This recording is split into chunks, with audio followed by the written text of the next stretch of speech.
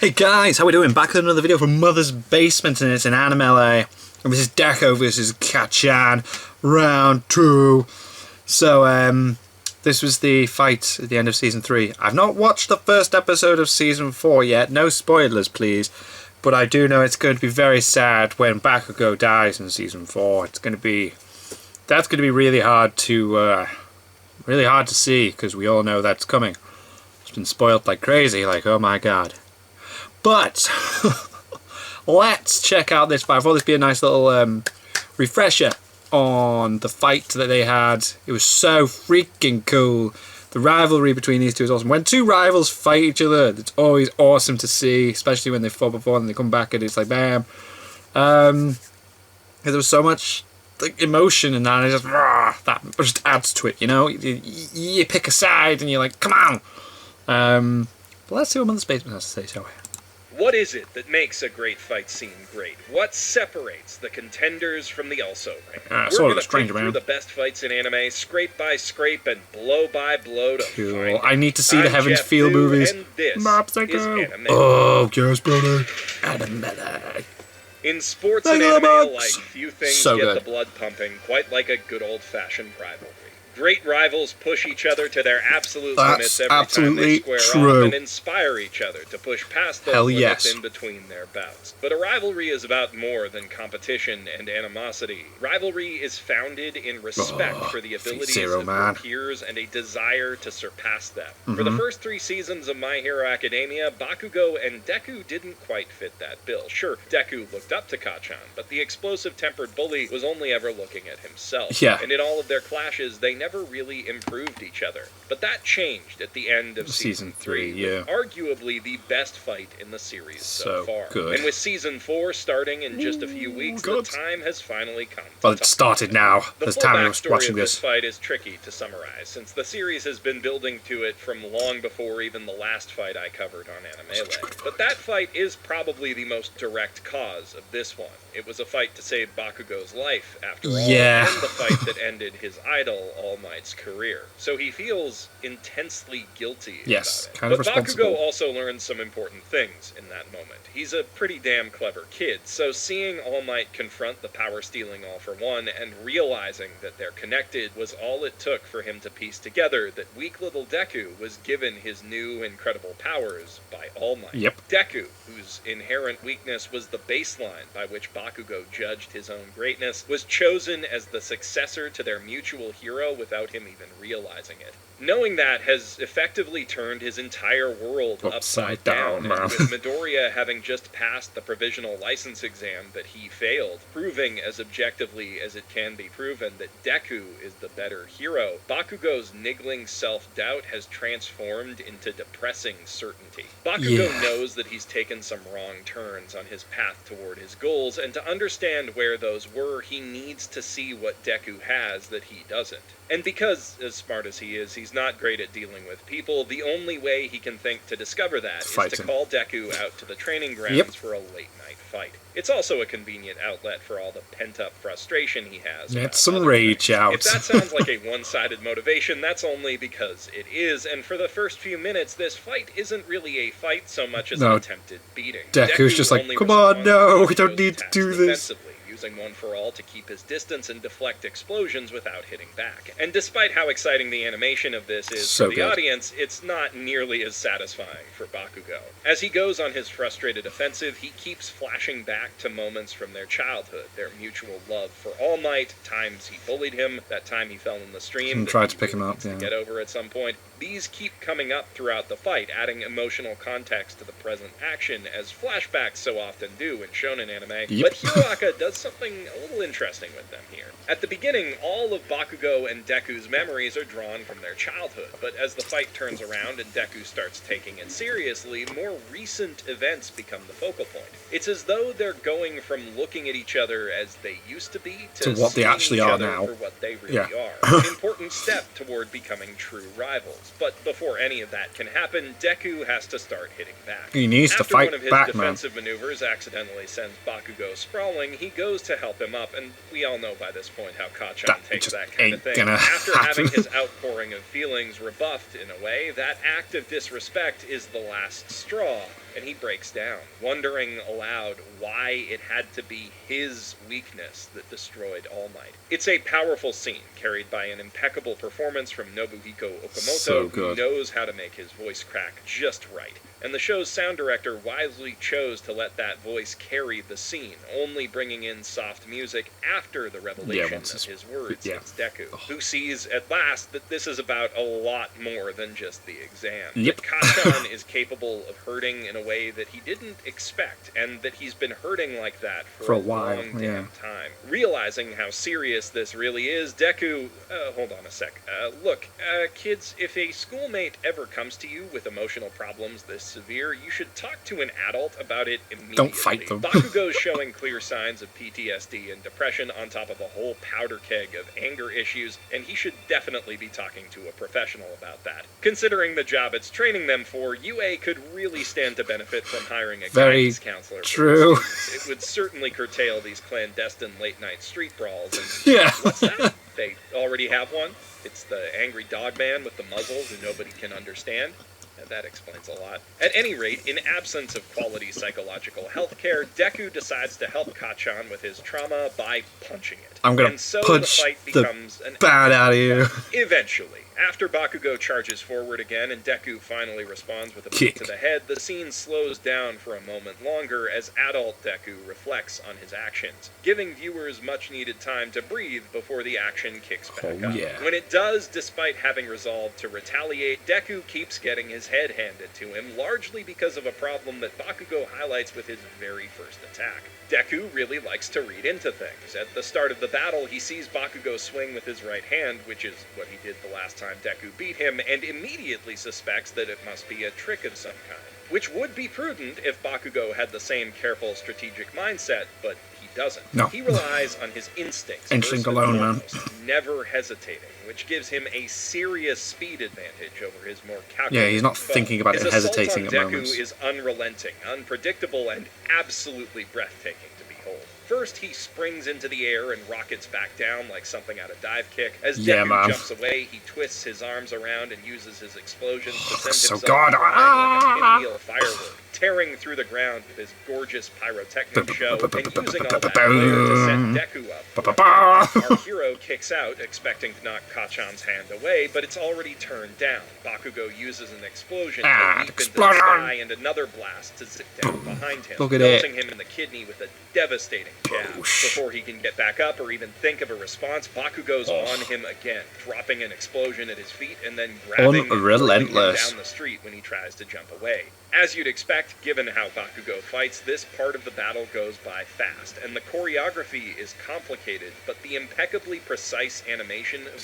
Yuki Sato makes it easy to follow every beat and blow. And his pyrotechnical effects are top-notch, too. It's easy to see why David Production tapped him to work on Fire Force. Oh, cool. Even when the fists aren't flying, though, the animators made sure to keep this fight as visually engaging as possible. Something about the shot of Deku falling and getting up after that assault just makes me smile from ear to ear. I don't know, his exaggerated, slightly doofy, open-mouthed expression reminds me a lot of Kentaro fumbling around in the supply closet in Golden Boy, which is one of my favorite bits of visual comedy of all time. I also really like the creative application of Bakugo's powers that follows, using a smaller explosion as a flashbang. Yeah, that's class. Deku on approach is clever, and along with his tricky aerial maneuvers, it serves as a reminder that Bakugo's got a lot more going for him than just raw destructive might. Of course, he's got a horrible ego to match those abilities, and he follows up by hurling a combination of abuse and explosions at his former friend, berating Deku for always tagging at his heels, having the audacity to follow him to try to help him like he thought he might be able to surpass him one day, like he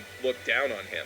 With this, Deku finally understands exactly what it is about him that Bakugo finds so irritating, which took him long enough, honestly, since he's more or less said the same thing to him like 5 times by now. But this is the first time that they've really talked and listened to each other in years. Deku rebuts that he never looked down on Bakugo, that he spent so long chasing him in spite of all the abuse because he looked up to him. Frustrated with being misunderstood and deciding to let his fists do the rest of the talking, Deku dons dons his full cowl and charges And ahead, boom. moving faster than ever before, his speed emphasized by cutting frames from his run, so he appears The to lines, jump at man. the screen. The speed it's lines. Immediately clear where the extra zip in his step is coming from. Deku's inner monologue falls silent as his emotions take over. Pertinent details, like the fact that his full cowl power output has gone from 5 to 8%, are recounted by his older self in flashback narration, but until the very end of the fight, we don't hear any of his usual real-time tactical comments on individual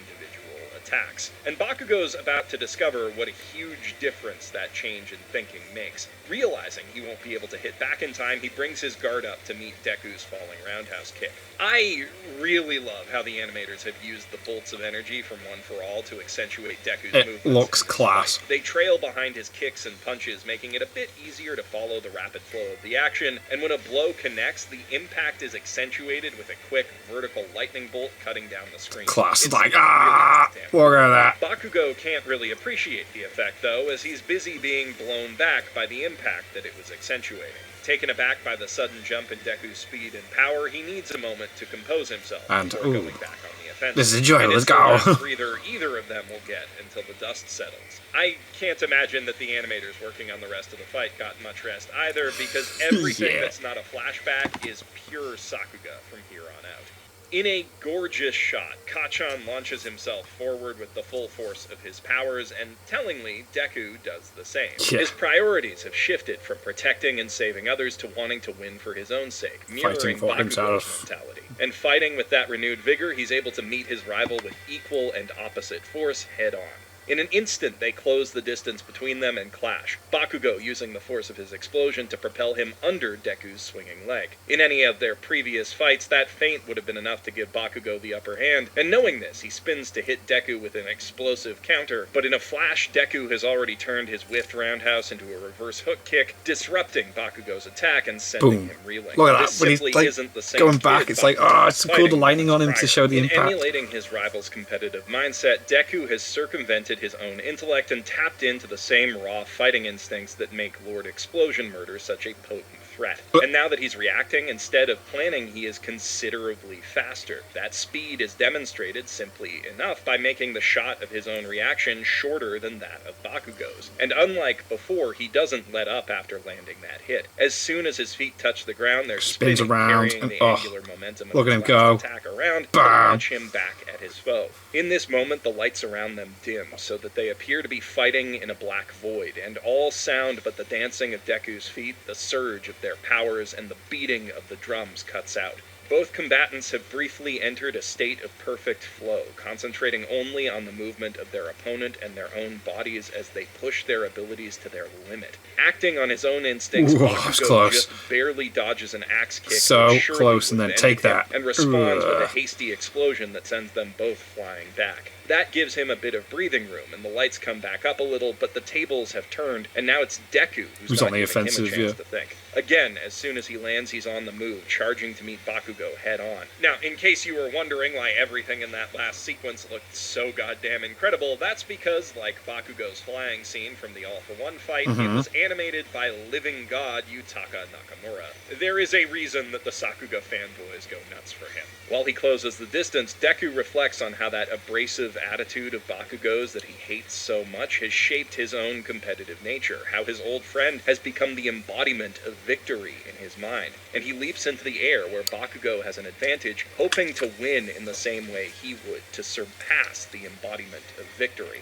The resulting slow-motion matrix shot of them flying at each other is stunning, but given Bakugo's maneuverability in the air, it probably would have been a better idea to keep him grounded. Deku does have a trick up his sleeve, though. Knowing that Bakugo's gotten used to his shoot-style kicks and is expecting them, he aims to catch him off guard at the last moment with a surprise punch. As the shot connects, the music soars, Deku's mind flashes back to All Might's simple declaration that he's next, and to his promise to defeat Bakugo one day with his own power. Almost every one of Hiroaka's fights ends in this way, with a reflection in the moment of victory as the final blow lands on everything that's brought our hero to that point. But just as So much Deku emotion used in the every pattern of fight, his man. shoot It's like, style to set Bakugo up for a feint, the show is using the expectations that it's created with its own fight scene formula to fake us out as an audience. No matter how good his plan may be, Deku still had to slip back into his thinking mindset to concoct it, and while that gives him the edge in a war game like the one he won at the start of the year, in hand-to-hand combat, Bakugo's instincts are simply faster.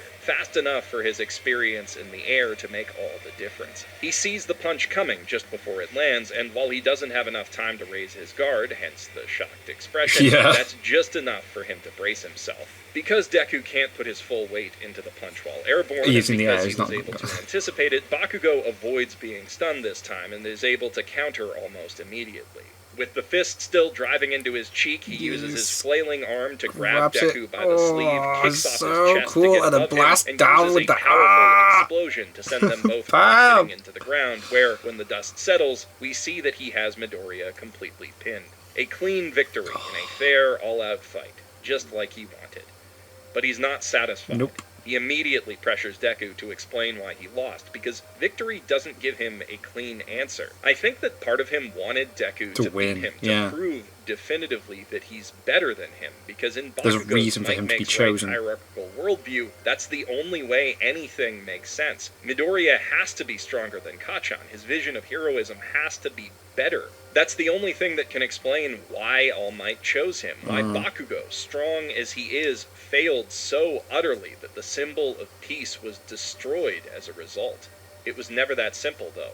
All Might steps in to console them in the aftermath, to take responsibility for only seeing Bakugo for his strength, and to explain that they both embody part of what it takes to be the greatest hero, or rather, the greatest heroes. Deku's self-sacrificing drive to help others and Bakugo's self-centered desire to claim victory and demonstrate his greatness to the world are both essential components of heroism. The former keeps a hero beholden to the people and keeps them focused on their duty, while the latter is what allows heroes to inspire hope in those people after they've been saved. If Deku and Bakugo can both recognize each other's strengths and their own deficiencies in those areas, use their strengths to help each other improve where they're lacking, that will help them both achieve their ultimate goal. And obviously, it would be preferable if they could just talk about their feelings instead of pounding them into each other, but this fight has brought them to that baseline of understanding one way or another. They can now finally see what the other sees in them, and they've both come away with a renewed determination not to be surpassed. A determination that will drive them both to improve on their strengths and their weaknesses, brilliant heroes. ultimately bettering themselves. They really have become true rivals at last, and that will help them both grow exponentially stronger together. This fight already shows how Deku can benefit from being a bit more impulsive like Bakugo, and how a bit of strategic second-guessing can likewise give Bakugo the edge. He wouldn't have won the fight if he hadn't seen through Deku's fate, after all. This seemingly meaningless brawl marks a major turning point in the series, in a way just as significant as All Might's battle with All for One. It gives our protagonist something tangible to work toward, defining the direction that his arc will follow as the story continues, and it gives Bakugo a chance to redeem himself by acknowledging his own weaknesses and the role that his own bad attitude has played in his failings. But beyond that, it establishes that Deku and Bakugo both have the potential to be All Might's true successors. Yeah, they are. Our heroes need to find a solution to both the unrest created by the villains and the exhausting, unsustainable toll of standing alone against that threat that ultimately ended All Might. And I firmly believe that the ultimate answer to both of those questions that the series is driving toward is that Deku and Bakugo, along with their classmates, will stand together as the symbols of peace that the world needs, creating a more stable foundation than a world built on a single pillar. In this fight, I think Horikoshi is sowing the seeds of that future, and I'm eager to see how our heroes grow from there. Luckily, we don't have long to wait, as Season 4 is right around the corner. Hell yeah, it started, man! So I know some pretty impressive fights are coming up soon, but Don't worry, I promise to cover a fight from at least one show besides Hiroaka before I go back to those. Let me know in the comments below what other fights you think I should cover in the future, or if you want to start a real fight right now, why not tell me which Hiroaka character you think is best girl? I'll be having some fun with the answers to both of those questions in future videos, so click that subscribe button to make sure that you don't miss any future uploads. I'm Jeff Thu, Professional shitbag, signing out from my mother's basement. Such a good fight. Can't wait to watch season 4. I think I'm gonna watch it weekly. I'm not gonna do what I normally do and let it pile up episodes, bulk them. I'm gonna watch it weekly as it comes out, and I'm gonna love it. It's gonna be boss. And then when Bakugo dies, I'm gonna cry, because we all know that's gonna happen. Because yeah, incest talking about it. Anyway, thank you guys very much for watching. What did you guys think of that? What did you guys think of this? Click like, subscribe if you haven't already. Leave comments down below and let me know what you'll watch, discuss in future videos. And I'll see you guys, all of you guys, next time.